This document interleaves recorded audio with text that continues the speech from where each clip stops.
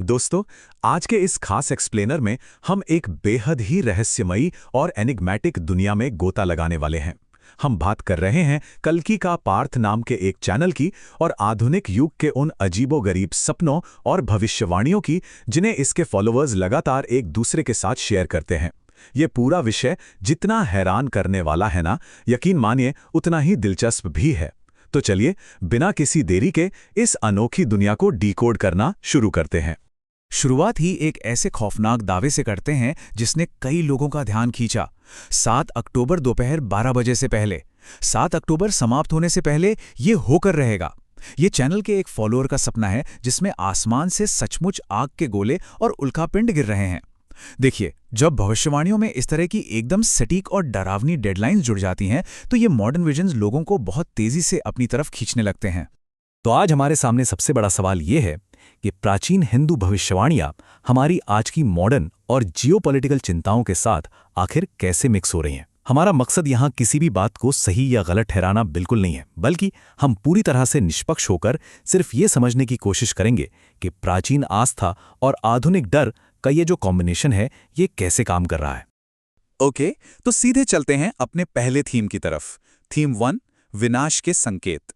इन followers के सपनों में जो तबाही के दृश्य हैं वो किसी हॉलीवुड डिजास्टर मूवी से कम नहीं लगते। जरा सोचिए, भारत पाकिस्तान युद्ध का रुकना और फिर से भड़क उठना, या किसी बहुत ऊंचे डैम के पास 100 सैनिकों का अचानक शहीद हो जाना। नोएडा या दिल्ली पर भयानक मिसाइल हमलों से लेकर आसमान से गिरते उल्कापिंडों तक की बातें हो रही हैं। और तो और मुंबई के मरीन ड्राइव से लेकर सीधा जापान तक चलने वाले रेस्क्यू मिशंस, ये सब बहुत ही ज्यादा डिटेल्ड और खौफनाक सिनेरियोज हैं जो इन चर्चाओं में बार बार सामने आते हैं।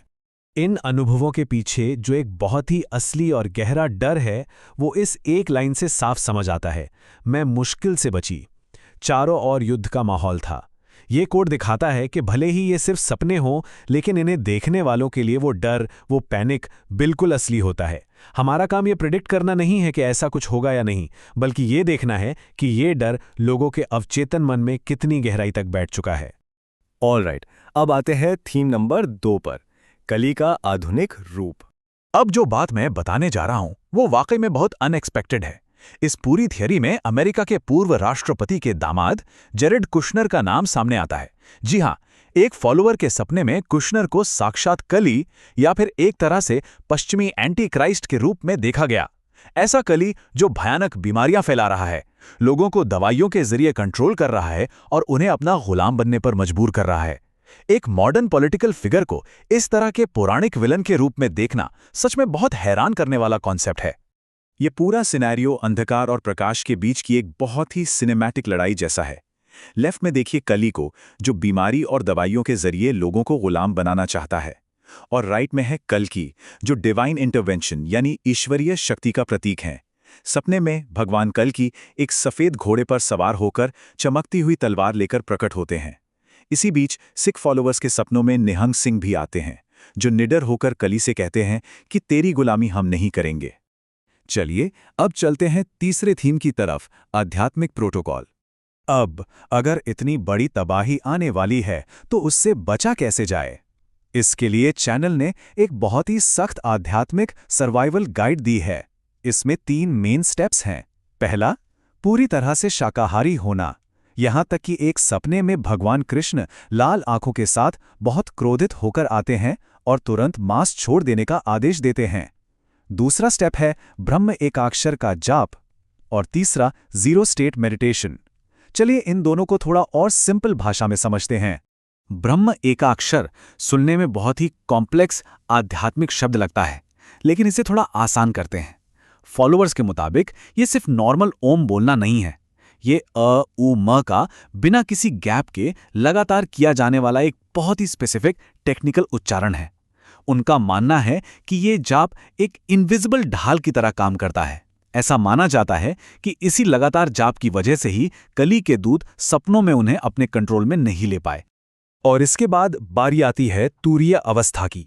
ये कोई आम अवस्था नहीं है, बल्कि जागने, सोने और सपने देखने की स्थिति से एकदम परे की चीज है। इसे जीरो स्टेट मेडिटेशन या अनाक्षर तत्व के जरिए हासिल किया जाता है, जहां दिमाग पूरी तरह से थॉट फ्री यानी विचार मुक्त हो जाता है। इन फॉलोअर्स के लिए ये उनके स्पिरिचुअल आर्मर का सबसे अल्टीमेट और मजबूत हिस्सा है। तो यहाँ जो सबसे क्रूशियल पॉइंट है वो ये कि चैनल का साफ साफ ये मानना है कि सिर्फ हाथ जोड़कर की गई साधारण भक्ति या प्रेम भाव काफी नहीं है। उनका लॉजिक बहुत स्ट्रेट फॉरवर्ड है। अगर सिर्फ भक्ति ही सर्वोत्तम होती तो श्री कृष्ण बाकी योगों की शिक्षा क्यों देते? उनके हिसाब से इस आने वाले विनाश से बचने और मोक्ष पाने के लिए ये जो हाईली टेक्निकल और स्पेसिफिक जाप है ना, ये बिल्कुल मस्ट है। चलिए अब आज के आखिरी थीम पर नजर डालते हैं। थीम 4, भक्तों का संघर्ष। इन शिक्षाओं के अनुसार कलयुग में एक सच्चे भक्त की जो रियलिटी है वो बेहद मुश्किलों भरी होती है। उन्हें लगातार शारीरिक और मानसिक संघर्ष झेलने पड़ते हैं। परिवार और समाज से उन्हें अक्सर विरोध का सामना करना पड़ता है। ईमानदारी और एथिक्स के साथ जीने की वजह से नुकसान भी उठाना पड़ता है। लेकिन यहाँ एक बहुत बड़ा ट्विस्ट है। इन सारी तकलीफों को कोई कमजोरी नहीं बल्कि डिवाइन टेस्ट और उनकी सच्ची आध्यात्मिकता का प्रूफ माना जाता है। तो इस पूरी चर्चा को अगर हम समराइज करें तो आखिर में क्या निकल कर आता है? हम देखते हैं कि आज की इस अनिश्चितताओं से भरी दुनिया में जहां हर रोज युद्ध, महामारियों और जियोपॉलिटिकल टेंशन की खबरें आती हैं, ये चैनल अपने फॉलोअर्स को एक बहुत ही स्ट्रक्चर्ड सर्वाइवल गाइड दे रहा है। बाहर की दुनिया में भले कितनी भी उथल-पुथल हो, लेकिन अंदर की ये जो सख्त रूटीन है वो असल में उन्हें एक तरह का कंट्रोल और मानसिक सुकून देता है। जाते जाते एक बहुत ही गहरा सवाल छोड़ के जा रहा हूं। जैसे जैसे हमारी दुनिया और भी ज्यादा अनप्रेडिक्टेबल और अनिश्चित होती जा रही है, क्या हम देखेंगे कि हमारे आज के डर और चिंताएं इन प्राचीन भविष्यवाणियों पर और भी ज्यादा हावी होने लगेंगी? इंसान का स्वभाव, आस्था और एंड टाइम्स का ये जो पूरा कॉन्सेप्ट है ना, ये सच में सोचने पर मजबूर कर देता है। आज के इस एक्सप्लेनर में हमारे साथ जुड़ने के लिए बहुत बहुत शुक्रिया। उम्मीद है आपको कुछ नया पर्सपेक्टिव मिला होगा। सीखते रहिए और हमेशा जिज्ञासु बने रहिए।